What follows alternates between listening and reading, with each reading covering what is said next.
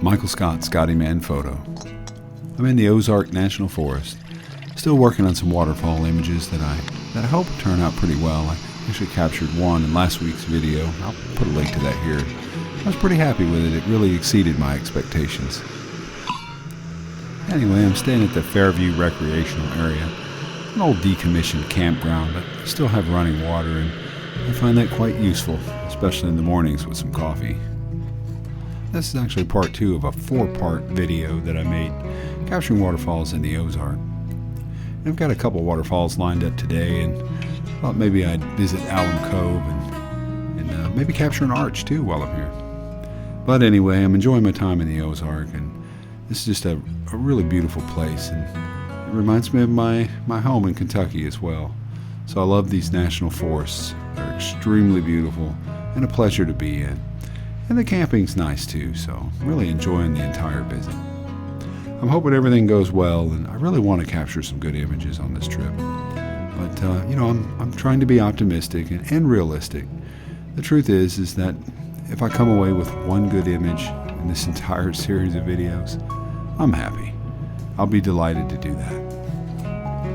I think sometimes we have to keep in mind what landscape photography is really all about. And of course, it's about capturing images, but really and truly, it's more about the experience, the journey.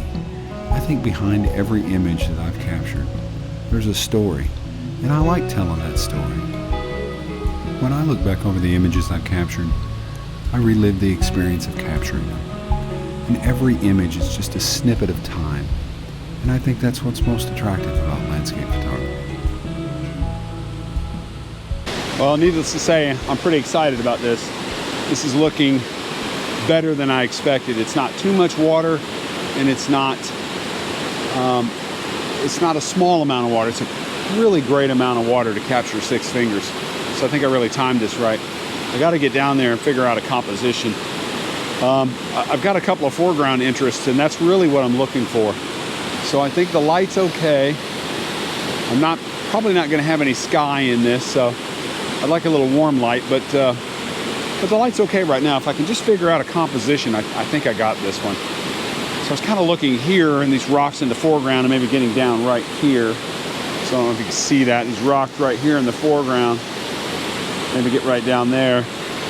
Or I was considering maybe getting down here and using this big boulder here as kind of an anchor point in the foreground and kind of capture the falls maybe this way. Well, we'll see. Let me try to get down there and see if I can get set up. Looking for a couple potential other compositions. Yeah, that's not it here. I'm gonna stick to what I saw. Rocks are very slick indeed.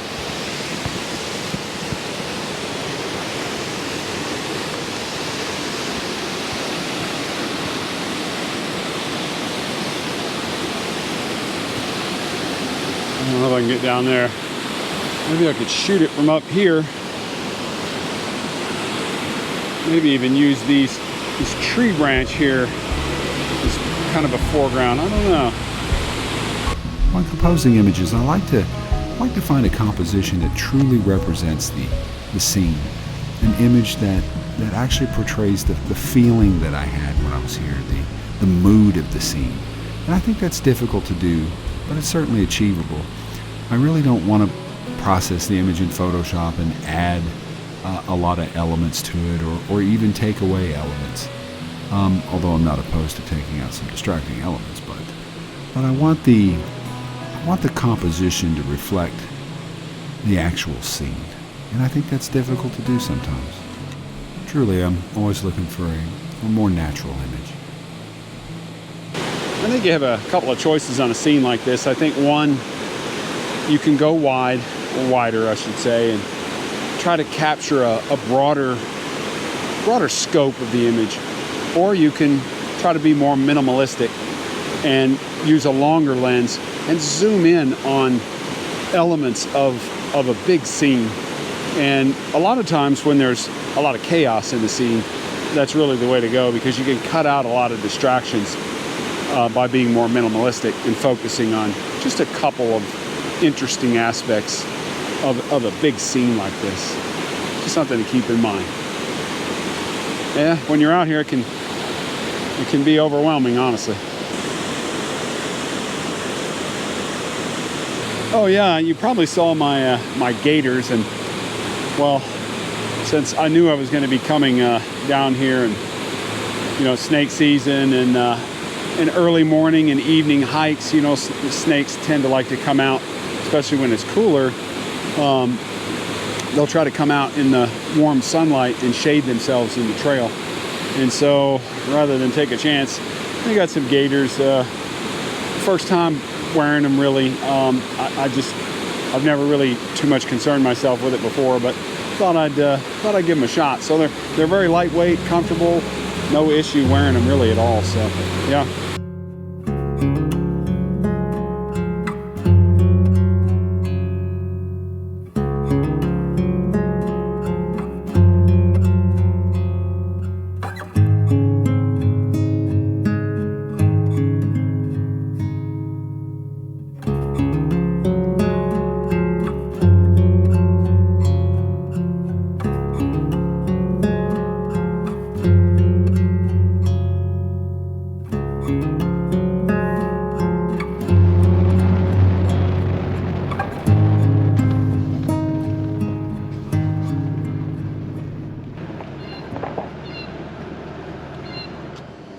When I was growing up in eastern Kentucky, there was always a country store like this that kind of had special meaning to me. Places I would stop, and it was just a glimpse of home. So I always find myself really drawn to stores like this. And this one is no exception. Who'd have thought it? What a name. But nevertheless, I always make it a point to stop in here when I'm in Arkansas.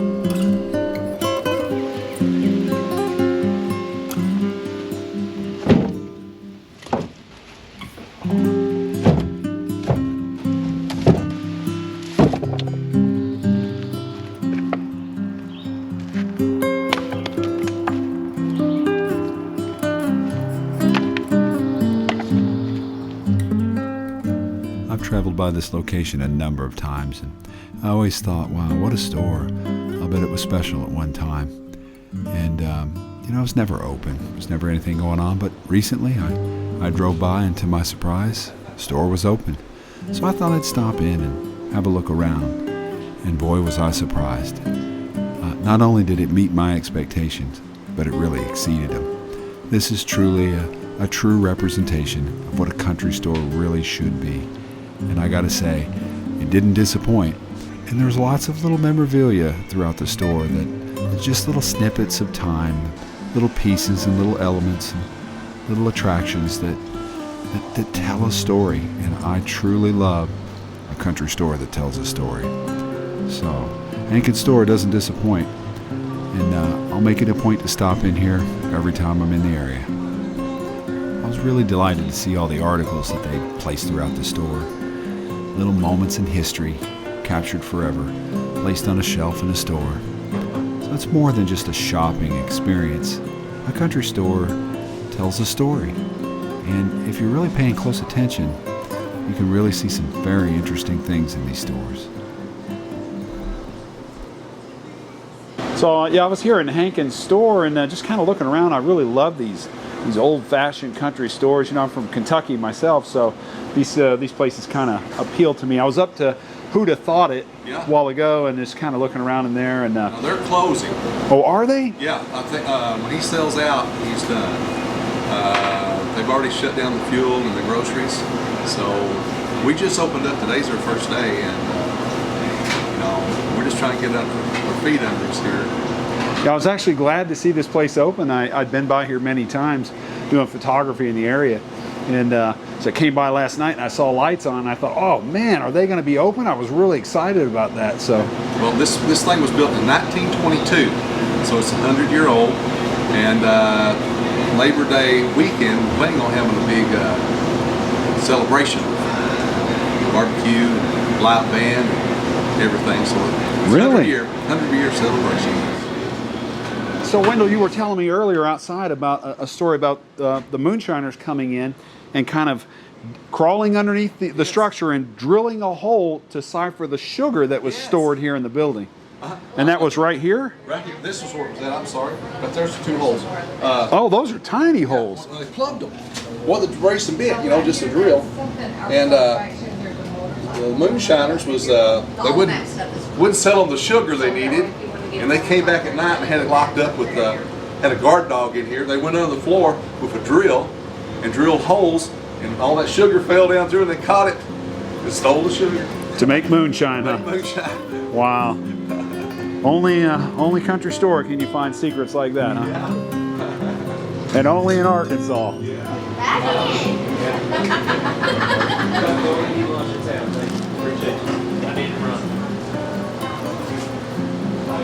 100-year-old store. I was just taking a break, looking over my plans. And, well, this morning I hit Six Finger Falls, and I was supposed to hit Fuzzy Butt Falls after that, but I was more water than I expected, so I really figured that I'd have a difficult time getting back to Fuzzy Butt. So now I'm thinking I need to turn my sights on the second half of my plan for today, which is Alum Cove.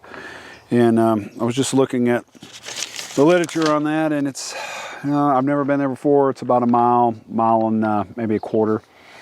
So 2 to 2.5 miles in and out. And yeah, so I'm thinking about, I don't know what kind of image I'm going to get out of this arch, but I like arches. So I think I'm going to hike up there and check it out. If anything, it's just a hike. So I'll enjoy being one with nature again. So don't expect a lot of people up there this evening, but I could be wrong. I think people are going to start coming in, though, into the campsites, and might have some neighbors tonight. We'll see. Well, I'm also considering hitting Fern Falls, and Fern Falls is kind of in the vicinity of Alum Cove, but it's a few miles apart. But I might go there first and kind of see it. Definitely with the amount of water that I've seen so far, I'm really thinking Fern Falls is going to look pretty nice.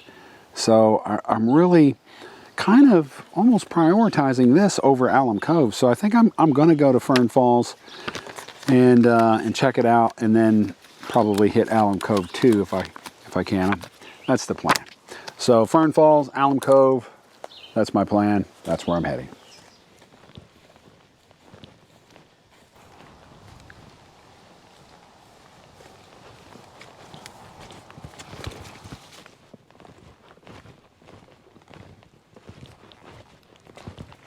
Well, I'm on my way to Fern Falls, and it looks like it's going to be a muddy, wet one. And I saw somebody coming out, and he said it looked amazing. So definitely think it's worth the trip. Well, I got my GPS for this one, but I don't know if the trail is going to hold out. But right now the trail is pretty clear.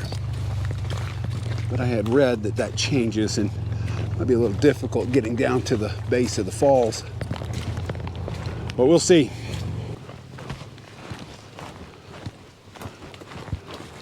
You know, I'm always saying step over, or not step over, but step on the logs.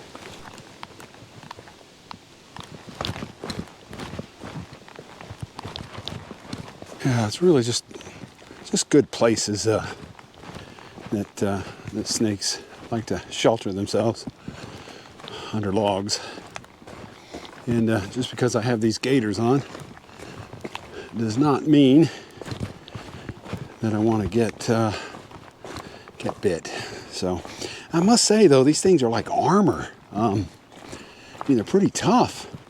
I don't want to try them out, mind you, but it does give you some sense of security when you're hiking a dense trail like this.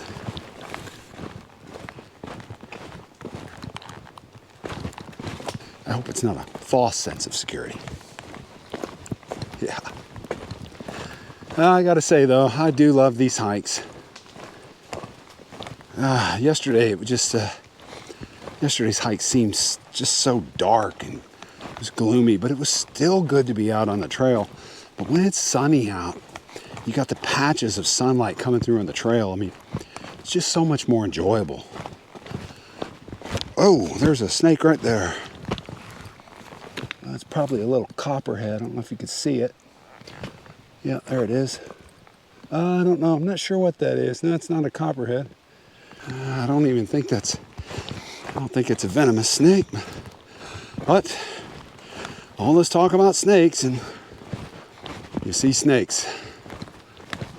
Well, and I wear high top hiking shoes too. So, when you look into snakes, and I don't have any experience getting bit, but when you look into it, the fact is that statistically speaking, most bites occur on the ankles and kind of mid-calf and in the hands, people reaching down. So, yeah, best trail etiquette I could tell you. Look where you're going. Look directly in front of you. It's the best chance of seeing something. And, occasionally glance out, but mind your footing.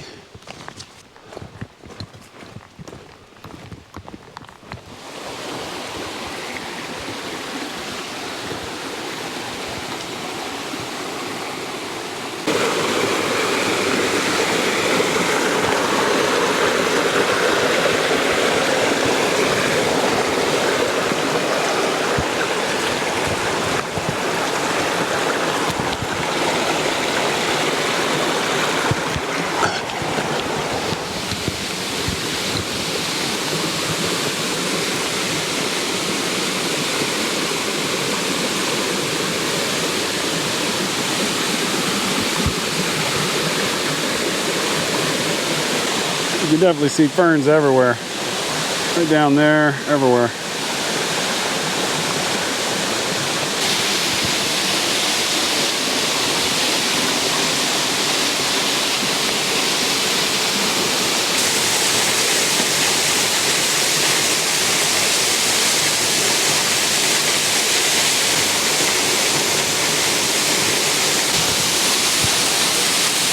I think there's a trail around there to get me down there. Might be a little steeper right there.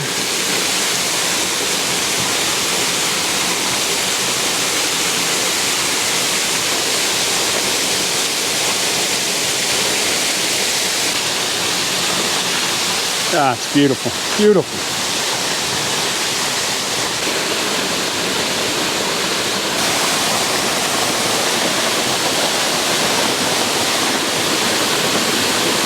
I hope you can hear this, but yeah, stunning. It's a stunning waterfall with the ferns. Really incredible, beautiful. Just a cool breeze too. The water rushing down just really pulls this vacuum in, just cools the air as it comes by, and just so pleasant. I should have brought my hammock.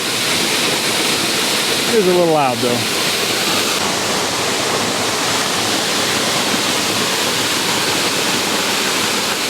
Well, all right. I'm gonna get to work on my composition, see what I can figure out.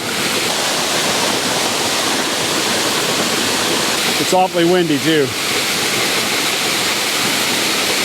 I have to crank up the ISO, but maybe do 2 exposures here, one for the falls, one for the water, and try to make that work in Photoshop. I don't know, we'll see. I'm really not worried. It's beautiful. I'm not worried about the motion blur.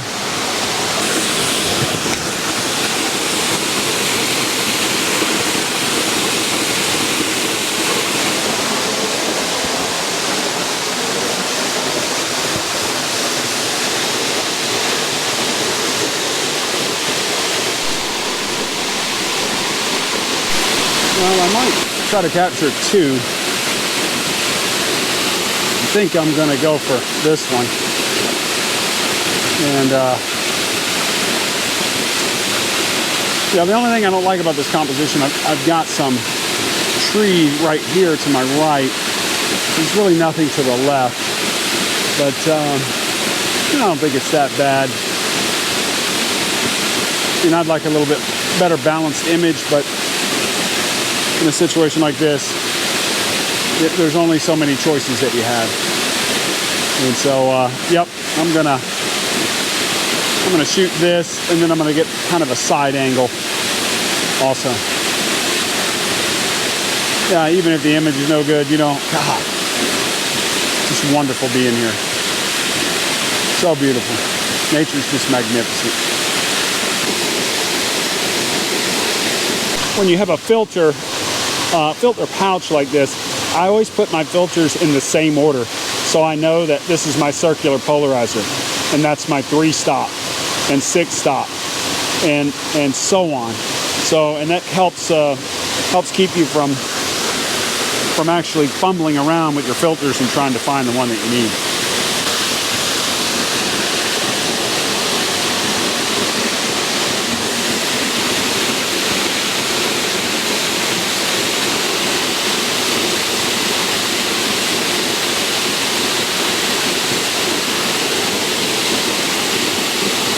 Another thing to consider is if you crank your ISO up too much, you get your shutter speed too fast. Then you're not.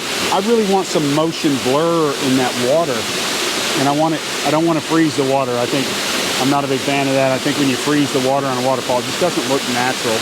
Some people like it. I don't particularly like that, but I could probably take 2 exposures, one focusing on the foreground, and then focus on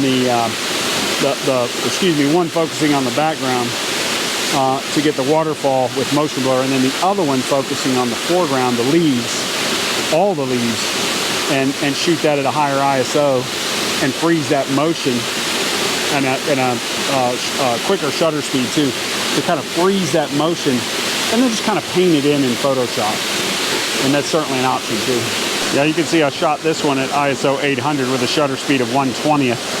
And that does a really good job of freezing the motion in the leaves in the foreground.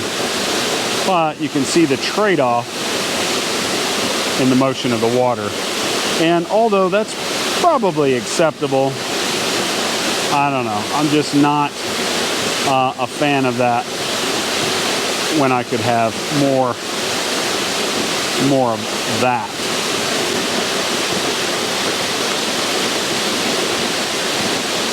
This one and that one. There's a big difference in those. I really prefer the motion blur in the water as opposed to more freezing the water. But that's me. There's 1,000,001 ways to shoot these images, and I think that's truly the beauty of landscape photography.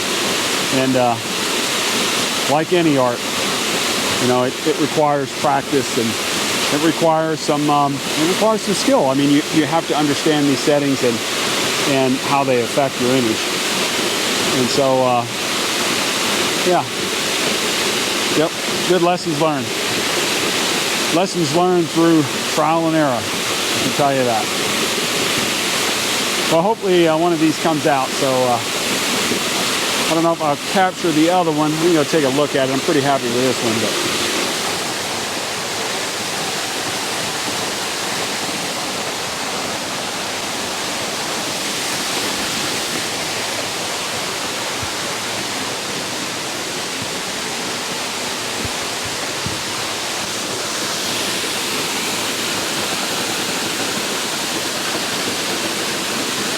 All right, I gotta hike out of here. I'm not gonna shoot this second one. Just too much of the falls cut off by the foreground, so I'm not gonna shoot that. But I'm gonna hike out and probably head to Alum Cove. We'll see though. I think it's what time is it? Sorry, it's 5:30.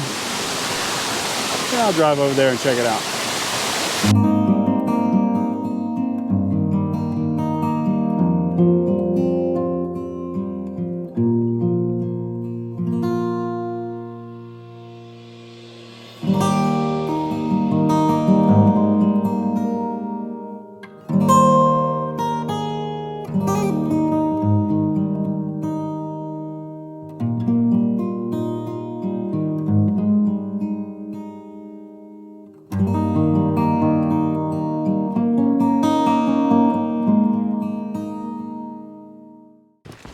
I was thinking on the hike out about taking multiple exposures on multiple compositions, kind of just moving around and just kind of, spraying a bunch of pictures around, hoping that one will work. So I really focused on one composition. And although I did shoot that in a portrait and landscape orientation, it was one composition.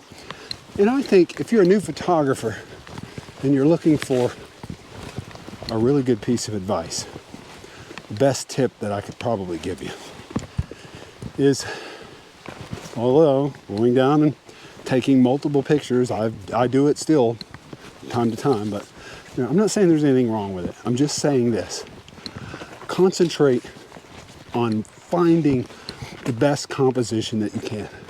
So kind of slow down. Don't worry about just pulling your camera out and spraying photos everywhere, hoping that you get something good. But rather, focus on finding one truly good composition that you're really happy with. And that typically starts with just kind of scouring the scene and really looking before you pull your camera out. And this view catcher here, I think, is an awesome tool to kind of, frame up your composition. I definitely invest in one of those. I think it was like $15 or something, but anyway, just thought I'd share that tip with you on my hike out.